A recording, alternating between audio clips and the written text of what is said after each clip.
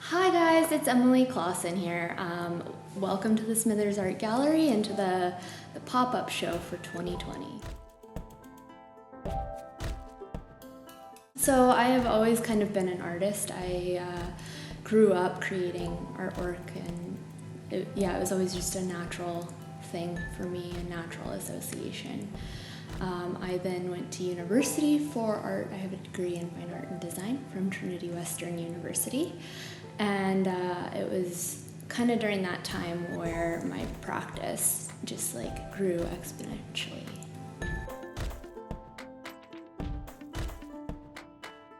Not specific. Well, I guess my classes, my art class size all throughout university was quite small, and one of the professors that I had, I was really her only student for a number of semesters, or one of 3. So I guess I would say she's probably been my biggest mentor. And she's a printmaker by profession, or by artistic trade, which kind of works for me, not so much in this series, but in other series of work that I have done. She was a huge influence. Yeah.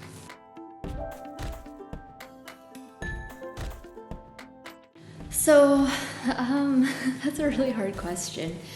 I guess my creative process for this body of work specifically kind of stems around color, shape, form, and just trying to make a cohesive piece, I guess, to play around with those elements to create something that flows, that has continuity.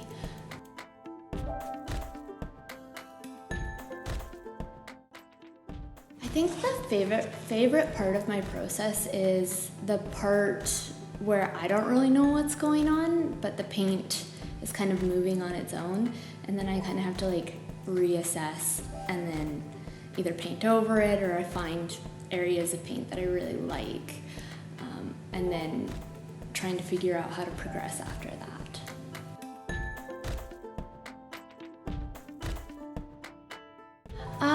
So I planted trees for, off and on for 9 years. And so when I was creating Allocation, I was really thinking about repetition, and how some things are kind of not always what you expect them to be, which in the piece Allocation, you'd notice that the drip marks actually go up as opposed to down. So it was actually painted completely upside down and then flipped, because that's the way it naturally feels, the weight of the piece feels like it's supposed to be. And so just how days of tree planting could be really good, or they could be really bad, and how you could never really expect or anticipate anything particular. Or you'd expect one thing and the exact opposite would happen.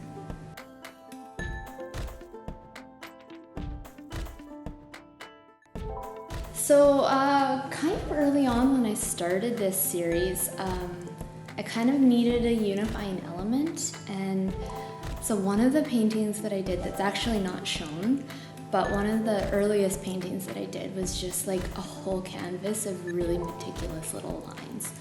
And it just kind of reminded me of the repetition of planting trees for so many years. And all of these paintings in some way are correlated with the time that I spent tree planting, and the time that I've spent in the bush. And so the lines kind of are indicative of trees, or the repetition of the movements of planting.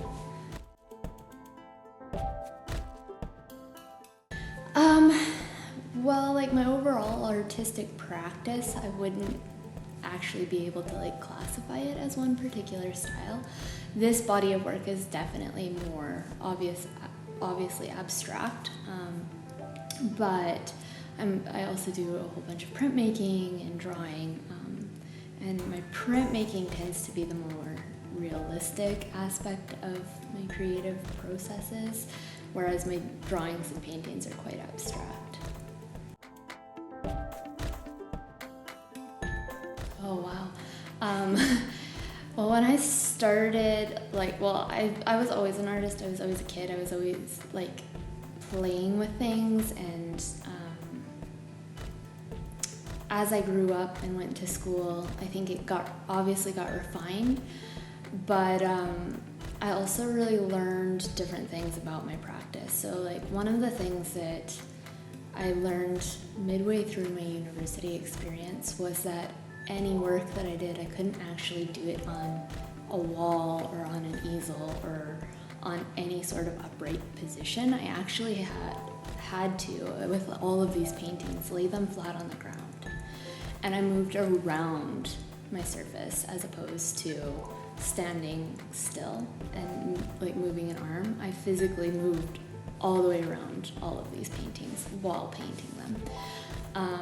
I have drawings where like they're so large that I had to like walk on top of my drawings to draw them, and you can actually see like my footprints in my drawing, which just like kind of adds another layer to my process, I guess.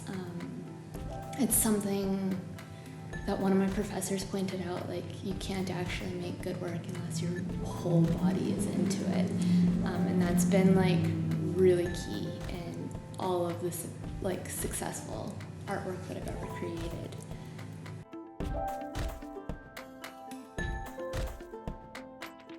I think my biggest barrier, as I would think a lot of artists would say, is like my own critic.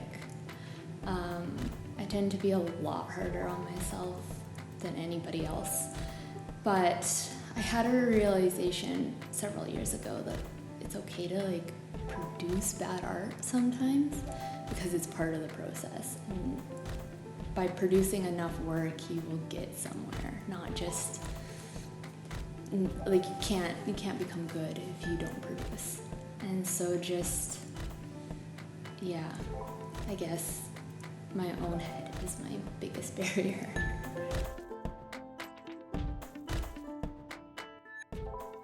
So some of the artists that I've been influenced by, all of my work, it has some sort of environmental aspect, whether or not it's these paintings or the drawings that I've done. And so I've always been really focused on like Andy Goldsworthy, and just the way that he interacts with nature. And Maya Lin would be another one. Her art installations that are like sculptural pieces, but like made out of trees and different wooden parts, 2x4s. That was a really interesting piece by Maya Lin. I don't know the name of it, but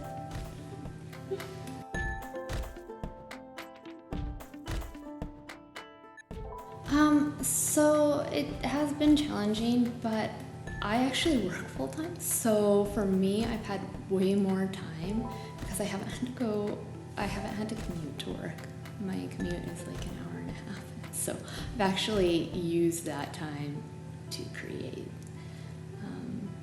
And I found the creative communities at this time are super supportive, like online. There's a lot of different things happening. So I don't know, for me it's been a really positive time for creating and getting work done and selling work, because I've actually had the time to invest in it.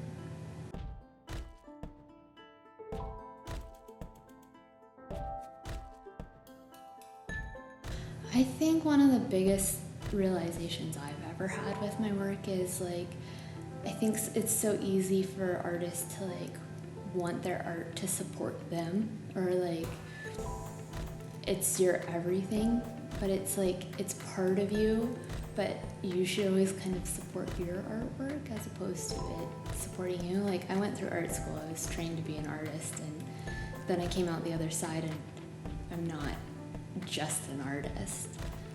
And that was like a really hard realization because I felt like I failed myself, when in reality it was more like, I think the expectation of what my art was kind of wrong from the beginning.